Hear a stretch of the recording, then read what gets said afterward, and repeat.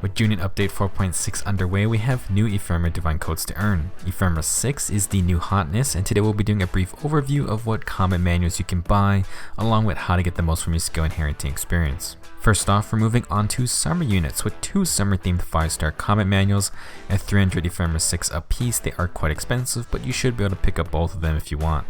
Our first unit is Summer Female Robin. She has one of the best visually looking fun weapons in the game with the Deft Harpoon Plus, but sadly this fish on a stick hasn't stood the test of power creep. If the user is at 100% HP, they get +2 to all stats during combat, but after combat they're going to take 2 recoil damage. Basically this weapon will probably work one time, and with no healing, that's going to be it. Can't say I'd recommend using it seriously, but if you do want to use it for a quick first round power up, you can also grab HP and Defense 1 and 2 with it. Again, another low priority skill, but perhaps you want to stack HP. Summer Robin does have reposition if nothing else, and she does come with Lance Valor 3. Valor skills grant double SP if the user is in the party, so it's at least useful for fast training. As a reminder, double SP weekends have been extended an extra day, which is a nice quality of life change. Overall, Summer Robin probably isn't going to be a high priority combat manual for most players. Summer Ennis is our other 5-star selection, and he does offer some better skills. His Beach Banner Plus is an inheritable axe that simply grants +2 to all stats when initiating combat. Unlike the Deft Harpoon, this weapon won't sabotage itself, and with an attacker speed refined, it's a decent attacking weapon. By getting its 2 tiers, you could also get gold flyers and rally attack and defense. Dual rallies are kind of important to have around if you want their upgraded plus versions, because usually that means you can take another full skill with it.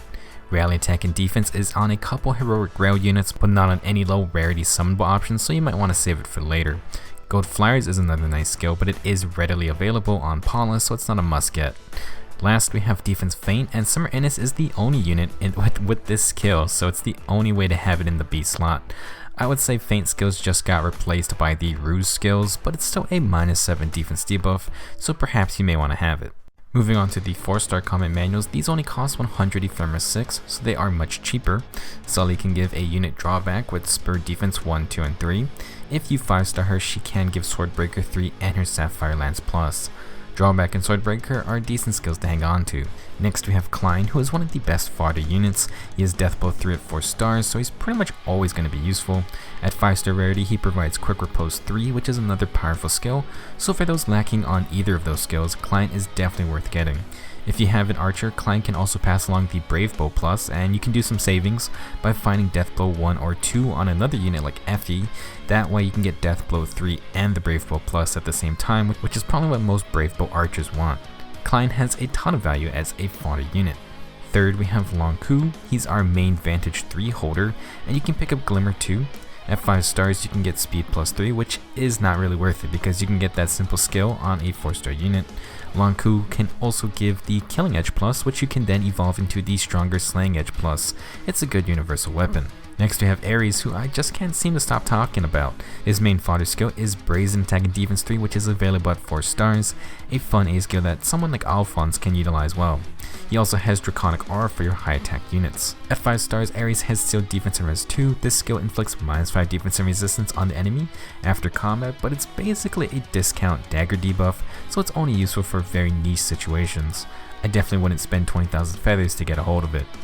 Last we have Kaze. He's a great fodder unit, mainly because he has Attack Smoke 3 at 4 stars.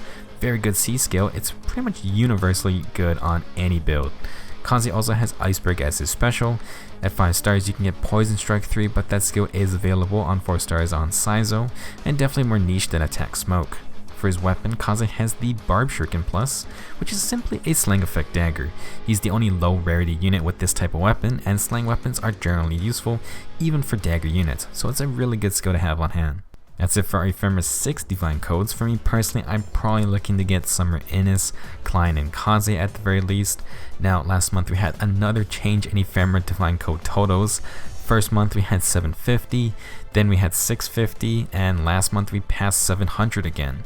I'm really not sure if they're going to normalize the number of ephemera we are get every month, but the safe assumption is that we should get at least 600 to get both 5-star manuals. This month I would say Summer Robin isn't that important to get, although maybe reposition is worth the extra cost for you. You may also want the extra merge, so by all means go for it. Thanks for watching, I'll see you guys in the next video.